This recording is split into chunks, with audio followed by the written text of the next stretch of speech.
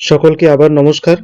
আজকে আমরা যে ক্লাসটি করব সেটা হলো এএনএম জিএনএম যে আসন্ন এন্ট্রান্স টেস্টটি আছে তার কিছু কোশ্চেন অ্যান্সার আমরা করব। 50টা কোশ্চেন অ্যান্সার আমরা করার চেষ্টা করব এবং সেটা খুব দ্রুত গতিতে। আপনারা নিয়মিত পড়াশোনা করছেন, আশা করি সবার পড়াশোনা ভালো হচ্ছে। কিন্তু আমরা এখন তো আর চ্যাপ্টার ওয়াইজ যদি আলোচনা করতে যাই তাহলে অনেক দেরি হয়ে যাবে, সেটা সম্ভব হবে না হয়তো। তবুও আপনারা বললে চ্যাপ্টার ওয়াইজ কিছু আলোচনা করতেই পারে, কিন্তু আপাতত যেটা করব সেটা হলো খুব র্যাপিড ফায়ারের মতন করে কিছু কোশ্চেন অ্যান্সার আলোচনা করা, সমস্ত বিষয় যেগুলো এনএম জিএনএম এন্ট্রান্স পরীক্ষাতে পড়বে সেগুলো। তাহলে আর সময় নষ্ট না করে সরাসরি চলে যাই আমরা কোশ্চেন অ্যান্সারে। আপনারা দেখুন এখানে প্রথমে আমরা লাইফ সায়েন্সের কোশ্চেনে যাচ্ছি যে কোষের কোন অঙ্গাণুকে আত্মঘাতী থলি বলা হয়। কোষের কোন অঙ্গাণুকে আত্মঘাতী থলি বলা হয় এবং সেটা হলো লাইসোজোম। লাইসোজোমকে আত্মঘাতী থলি বলা হয়। তারপরে মানবদেহের কোন গ্রন্থিকে প্রভু গ্রন্থি বলা হয়, এটা সবাই জানে, এটা হলো পিটুইটারি গ্রন্থি। মানবদেহের কোন গ্রন্থিকে প্রভু গ্রন্থি বলা হয়? পিটুইটারি।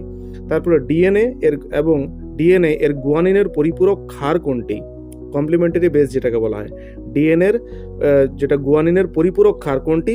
সেটা হচ্ছে সাইটোসিন। উদ্ভিদের কোষ প্রাচীরের প্রধান উপাদান কোনটি? উদ্ভিদের কোষ প্রাচীরের প্রধান উপাদান কোনটি? আপনারা জানেন কোষ প্রাচীর উদ্ভিদে থাকে এবং প্রাণীর ক্ষেত্রে কোষ পর্দা থাকে। তাহলে উদ্ভিদের কোষ প্রাচীরের প্রধান উপাদান হলো সেলুলোজ। তারপরে 5 নম্বর কোশ্চেন, নিচের কোন রোগটি ভিটামিন সি এর অভাবে ঘটে? নিচের কোন রোগটি ভিটামিন সি এর অভাবে ঘটে? সেটা হলো স্কারভি রোগটি ভিটামিন সি এর অভাবে ঘটে। তারপরে 6 নম্বর কোশ্চেন, রক্তের কোন উপাদানটি অক্সিজেন পরিবহনে মুখ্য ভূমিকা পালন করে? রক্তের কোন উপাদানটি অক্সিজেন পরিবহনে মুখ্য ভূমিকা পালন করে? রক্তের কোন উপাদানটি অক্সিজেন পরিবহনে মুখ্য ভূমিকা পালন করে? সেটা হলো কি? এটা হচ্ছে লোহিত রক্তকণিকা। তারপরে মেন্ডেলের এক সংকর জনন পরীক্ষায় F2 জনুর ফিনোটাইপ অনুপাত কত ছিল? মেন্ডেলের এক সংকর জনন পরীক্ষায় F2 জনুর ফিনোটাইপ অনুপাত কত ছিল? সেটা হলো 3:1 ফিনোটাইপ অনুপাত, জিনোটাইপ নয় কিন্তু। কোনো উদ্দীপকের তীব্রতার দ্বারা নিয়ন্ত্রিত উদ্ভিদের চলনকে কি বলা হয়? কোনো উদ্দীপকের তীব্রতার দ্বারা নিয়ন্ত্রিত উদ্ভিদের চলনকে কি বলা হয়? সেটা হলো ন্যাস্টিক চলন। তীব্রতার দ্বারা ন্যাস্টিক চলন। তারপরে মানবদেহের বৃহত্তম পরিপাক গ্রন্থি কোনটি? সেটা হচ্ছে যকৃৎ, লিভার, সাইজে অনেক বড় হয়। তারপরে ইনসুলিন হরমোন কম নিঃসৃত হলে মানুষের কোন রোগটি হয়? ইনসুলিন হরমোন কম নিঃসৃত হলে মানুষের কোন রোগটি হয়? সেটা হচ্ছে ডায়াবেটিস মেলিটাস।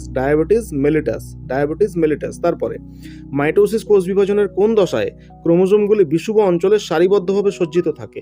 মাইটোসিস কোষ বিভাজনের কোন দশায় ক্রোমোজোমগুলি বিষুব অঞ্চলে সারিবদ্ধভাবে সজ্জিত থাকে? আপনারা জানেন মাইটোসিস কোষ বিভাজন অর্থাৎ যেটাকে সমবিভাজন বলা হয়, সমবিভাজন।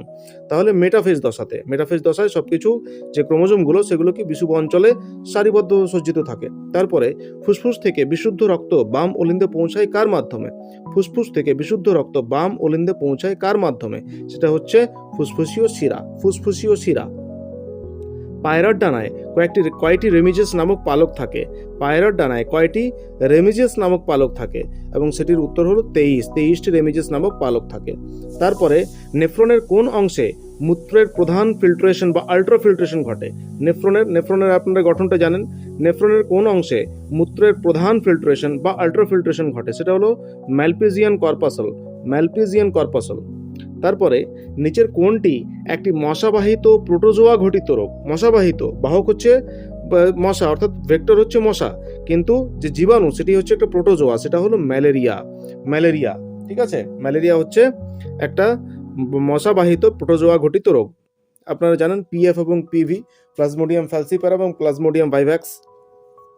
তারপরে 16 নম্বর কোশ্চেন, অম্লবৃষ্টি সৃষ্টির জন্য প্রধানত কোন দুটি গ্যাস দায়ী? সেটা হচ্ছে সালফার ডাইঅক্সাইড এবং নাইট্রোজেন ডাইঅক্সাইড। নিচের কোন উদ্ভিদ হরমোনটি ফল পাকাতে সাহায্য করে? তাহলে এটা অনেকেই জানেন, ইথিলিন। মানুষের ডিম্বাণুতে ক্রোমোজোমের বিন্যাস কেমন প্রকৃতির হয়? তাহলে ক্রোমোজোমের বিন্যাস ডিম্বাণুতে কেমন হবে? 22টা অটোজোম থাকবে এবং একটা এক্স ক্রোমোজোম থাকবে। পুরুষদের ক্ষেত্রে এক্স কিংবা ওয়াই দুটোই হতে পারে। যদি পুরুষদের অর্থাৎ শুক্রাণু থেকে এক্স আসে তাহলে কন্যা সন্তান জন্ম হবে, এবং যদি ওয়াই ক্রোমোজোম আসে, এই অটোজোমের সাথে যদি একটা ওয়াই আসে তাহলে পুত্র সন্তান জন্ম হবে। তারপরে উটের লোহিত রক্তকণিকার বিশেষ বৈশিষ্ট্যটি কি? সেটি হলো এটি নিউক্লিয়াসযুক্ত এবং ডিম্বাকার। তারপরে বায়ুমণ্ডলের নাইট্রোজেনকে মাটিতে আবদ্ধ করতে সাহায্য করে কোন ব্যাকটেরিয়া? বায়ুমণ্ডলের নাইট্রোজেন সেটাকে মাটিতে আবদ্ধ করছে কোন ব্যাকটেরিয়া? সেটা হলো রাইজোবিয়াম ব্যাকটেরিয়া। তারপরে ফিজিক্যাল সায়েন্সের কোশ্চেনে আমরা যাই। বল এর সিজিএস একক কি? তাহলে ডাইন, এটা অনেকে জানেন, এবং এসআই একক হচ্ছে নিউটন। তারপরে কোনো অবতল দর্পণের বক্রতা ব্যাসার্ধ 20 সেন্টিমিটার হলে তার ফোকাস দৈর্ঘ্য কত? 10 সেন্টিমিটার, মানে F=R/2 আর কি যাকে বলে। তাহলে নিচের কোনটি গ্রিন হাউস গ্যাস নয়? সেটা হলো অক্সিজেন গ্রিন হাউস গ্যাস নয়। ফিউজ তার তৈরিতে কোন কোন ধাতুর সংকর ব্যবহার করা হয়? সেটা হচ্ছে টিন এবং সীসা। চার্লসের সূত্রে কোন রাশিটিকে ধ্রুবক রাখা হয়েছে? তাহলে ভর তো সব ক্ষেত্রেই ধ্রুবক, তার সাথে চার্লসের সূত্র চাপ ধ্রুবক। তারপরে আধুনিক পর্যায় সারণীতে নোবেল গ্যাস বা নিষ্ক্রিয় গ্যাসগুলি কোন শ্রেণীতে অবস্থিত? এটা হচ্ছে 18 নম্বর শ্রেণী। আগের যে পর্যায় সারণী ছিল সেখানে কোথায় ছিল? সেগুলো সবই ছিল 0 নম্বর শ্রেণী।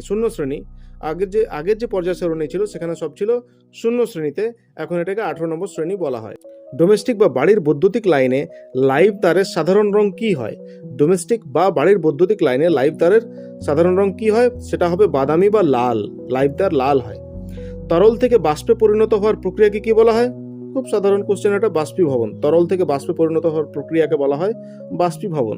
নিচের কোন যৌগটিতে আয়নীয় বা তড়িৎযোজী বন্ধন দেখা যায়? কোথায়? NaCl, সোডিয়াম ক্লোরাইডে। কোন তরলের গভীরতা বাড়লে তার ভিতরে চাপ কিভাবে পরিবর্তিত হবে? এটা কমন সেন্স, একবারে সাধারণ জ্ঞান পুরোপুরি, এটা বেড়ে যাবে চাপটা। তারপর দেখুন বেসিক ইংলিশ আছে কিছু question. Select the correct option to fill in the blank। কি আছে কোশ্চেনটা? The teacher was angry dash his misbehaviour. তাহলে এটা হবে অ্যাট। কেন না, কোনো ব্যক্তির উপর যদি রাগ হয় তাহলে উইথ বসে, কিন্তু কোনো আচরণ বা কাজের উপর যদি রাগ হয় তাহলে অ্যাট বসবে। Choose the correct synonym of the word fragile মানে হচ্ছে দুর্বল, অর্থাৎ delicate or week.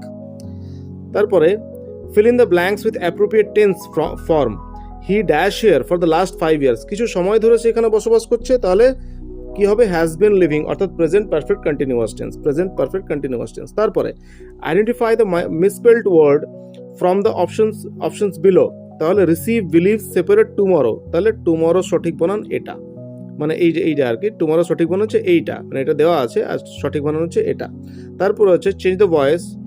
The mechanic repaired the car. এটা সাধারণ question. The car was repaired by the mechanic. তারপরে ম্যাথের কোশ্চেন আছে দেখুন।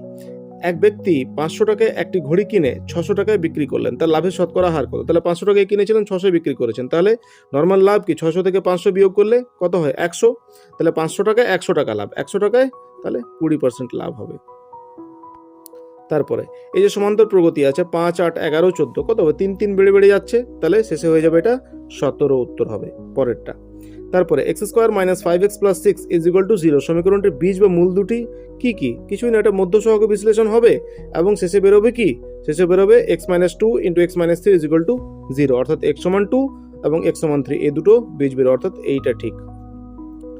একটি বৃত্তের ব্যাসার্ধ 7 সেন্টিমিটার হলে তার পরিধি কত হবে? 2πr। কিছুই না, এটাতে 44 সেন্টিমিটার উত্তর বার হবে। এ এবং বি একটি কাজ যথাক্রমে 10 দিন এবং 15 দিনে করতে পারে, তারা একত্রে কাজটি কত দিনে শেষ করবে? তাহলে এ করে 10 দিনে, তাহলে 10 দিনে করে 1 অংশ, 1 দিনে করে 1/10 অংশ।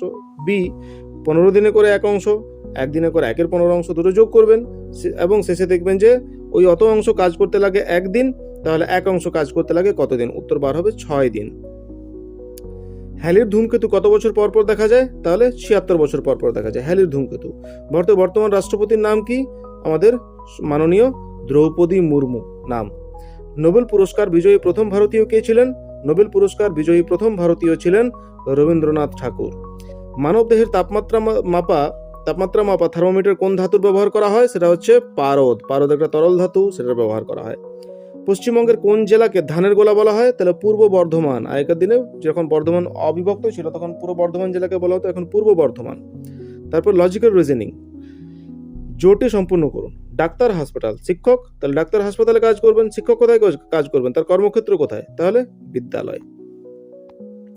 শূন্যস্থানটি পূরণ করবেন। 5, 10, 15, 20 কত হবে? 25। এটা খুব সুন্দর কোশ্চেন, সহজ কোশ্চেন।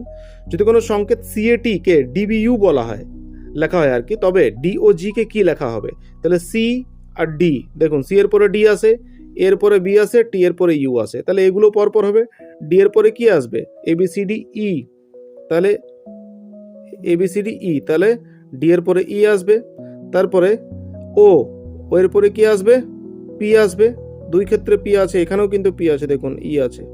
আর তৃতীয় হচ্ছে জি, জি এর পরে এইচ আসবে, অর্থাৎ এইটা উত্তর হবে, দেখুন।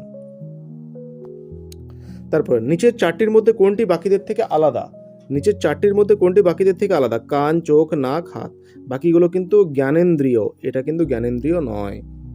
দেখুন, বাকি তিনটি আমাদের জ্ঞানেন্দ্রিয়, সেন্সরি অর্গানস। তারপরে অনিল পূর্ব দিকে মুখ করে দাঁড়িয়েছিল, সে ডান দিকে ঘুরে 50 মিটার হাঁটলো, সে এখন কোন দিকে মুখ করে দাঁড়িয়ে আছে? তাহলে পূর্ব দিকে মুখ করে আমাদের ডান হাত মানে দক্ষিণ দিক, বাম হাত মানে উত্তর দিক, এবং পিছন দিকটা পশ্চিম দিক। ঠিক আছে, তাহলে এটা দক্ষিণ দিক উত্তর হবে। আমি এইভাবে কোশ্চেন আনসারগুলো প্রতিদিন করার চেষ্টা করব যতটা সম্ভব আমার দ্বারা, এবং খুব তাড়াহুড়ো করছি, হয়তো কিছু কিছু করার নেই, খুব কম সময় আছে। এবং দ্বিতীয়ত আমি আগেও বলেছি অন্য ক্লাসে যে আমি অনলাইনে খুব একটা অভ্যস্ত নেই, ধীরে ধীরে অভ্যাস হচ্ছে। উৎসাহ পেলে আবার আরও ভালো করে করার চেষ্টা করব, আপনারা বলবেন, এবং যদি কোনো উত্তর কোথাও ভুল যদি মনে হয় আপনারা ধরিয়ে দেবেন, আমি ওটাকে ঠিকঠাক করে নেব। ধন্যবাদ, সকালে ভালো থাকবেন।